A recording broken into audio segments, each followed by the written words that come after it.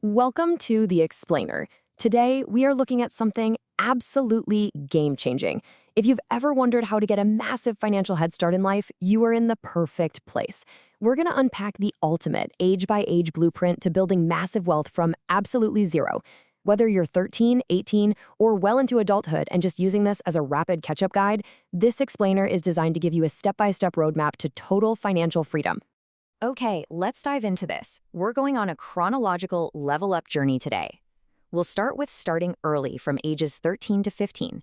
Then we'll transition into skill stacking at 16 and 17, tackle the essential age 18 master checklist, and finally reveal the compound interest snowball. Part 1, ages 13 to 15. Think of this as the tutorial phase. So, why the tutorial phase? Well, the stakes are super low right now. You literally have zero bills to pay, and your greatest advantage by far is time. If you're 13, your primary goal is just to get your money into the market. But since you aren't of legal age to invest on your own yet, you're going to need a workaround. This is where you have to convince a parent or guardian to open a custodial account for you. Put simply, it's an investing account controlled by an adult, but for your benefit. I know talking to parents about money can be kind of intimidating, especially if it's not a regular topic at the dinner table, but honestly, getting this set up gives you an unbelievable head start. Depending on where you live, these accounts go by different names.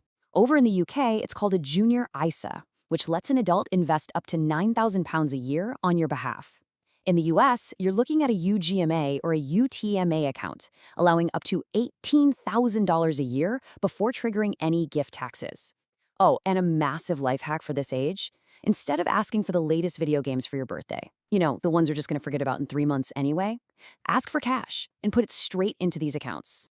And this brilliantly illustrates exactly why getting in early matters so much. 12.58%. That is the historical 10-year average yearly return of the S&P 500 as of May 2024. By just dropping your money into a simple, low-cost index fund that tracks the 500 biggest public companies in the US, you let your money grow without the total stress of picking individual stocks. It's all about letting the market do the heavy lifting for you. Now, as you hit 14 and 15, your focus needs to shift a bit. You want to build a financial launchpad, not just save up for a roller coaster ride. What does that mean?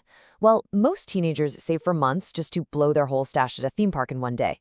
Instead, you need to start stashing that cash. Get a Saturday job, clean driveways, or even dive into competitive sports. Actually, sports are great because even if they don't pay you, they teach discipline. Waking up at 4 a.m. for swim practice? Yeah, that means when you eventually start a business, you are going to easily outwork your competition. Try everything. Find what you're naturally good at and build up that initial launchpad. Part 2, ages 16 to 17. Time to level up your value through skill stacking. At this point, you're just a 2-year window away from entering the real world.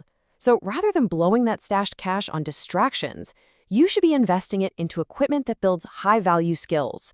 A great example from our source material is the story of Curtis. He used $500 he'd saved up from part-time jobs to buy a used iMac. And because it was his biggest purchase ever, he was absolutely determined to master it. He sat down, taught himself video editing, learned Photoshop. Investing in tools like this unlocks incredible doors. It means you enter the real world with actual, tangible value to offer, instead of just knowing how to level up a character in a game. When you hit 17, there is one non-negotiable task on your plate. Get your driving license. Not being able to drive is honestly one of the biggest hurdles to starting a side hustle. If you have a client 30 minutes away, you can't rely on unpredictable public transport, right? You'll just look unprofessional. Adopt this mindset right now. To be early is to be on time is to be late, and to be late is unacceptable. Getting a cheap starter car gives you the absolute ultimate freedom to chase down opportunities. Part 3, the Age 18 Master Checklist. You have officially unlocked the main game. Congratulations, you are legally an adult, and it is time to solidify your financial foundation. Here is your rapid-fire 7-step master checklist. Now, even if you are way past 18, listen up, because you need to make sure every single one of these is checked off. We've got setting up bank accounts, getting a credit card, opening an investing account, carefully considering university, avoiding bad debt, starting a side hustle, and committing to long-term investing. Let's break these down super quick. First up, bank accounts. You actually need 2 of them. A current or checking account for your daily money flowing in and out. Think of this as your active wallet. Then you need a high-interest savings account. Ideally, this should be with a totally different bank so the money is basically out of sight and out of mind. This is where you build a 3 to 6 month emergency fund. Think of it like popping a big shield potion in Fortnite. It is your ultimate protection when unexpected things happen in life. Now, what's really interesting about this slide is that it dismantles a massive myth regarding credit cards. A lot of people are taught that all debt is evil, so they avoid credit cards entirely. But look at how a credit score actually functions. It is, essentially, an Uber rating but for your money. Banks use it to decide if they trust you enough to give you a loan, like for a house, and what interest rate they're going to charge you. By getting a credit card, putting just everyday expenses like gas on it, and this is absolutely crucial, paying it off in full every single month without fail, you build this vital rating while paying literally zero in interest. And that leads directly to step 5, knowing the difference between good debt and bad debt.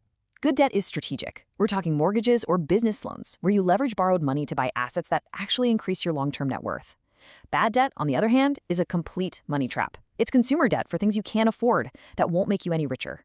A shocking 2.2 million drivers in the UK finance their cars, anchoring themselves to these heavy monthly payments that completely hold back their financial potential. Rule of thumb, if it doesn't create wealth, do not finance it. Step 4 is carefully considering university. So is college a scam? Well, yes and no. For society-critical roles, doctors, nurses, teachers, university is absolutely essential and highly valuable. But taking on $100,000 in debt for something like a golf management degree? No way, that is a massive risk. For lots of fields like tech, entrepreneurship, or plumbing, practical experience and a solid track record matter way more than a piece of paper. Apprenticeships and trades are incredible alternatives where you literally get paid to learn the skills. Moving to step 6, start a side hustle. Seriously, don't just settle for a miserable daily grind. Take those skills you stacked back when you were 16 and turn them into a service-based hustle. We're talking copywriting, video editing, videography, web development, or community management. These require basically zero startup money. All you need is mastery of the skill. And hey, if you already have a regular job, use it to fund this hustle. Treat every single shift you dread as a direct investment towards your ultimate freedom. Part 4, the compound interest snowball. This covers step 7, and it is the absolute climax of this explainer. The mathematics of exactly why starting as a teenager is a literal superpower all comes down to the snowball effect of compound interest. It simply means you don't just earn interest on the money you put in, you actually earn interest on the interest you've already earned. Imagine packing a snowball and rolling it down a massive hill. The further it rolls, the more snow it packs on, growing exponentially until it becomes an unstoppable avalanche. In the financial world, the length of that hill is simply your time in the market. Let's move to and see how this builds in the real world. Look at the massive contrast here. If you invest just $250 a month starting at age 18, assuming an 8% return, you'd have roughly $1.5 million by age 65.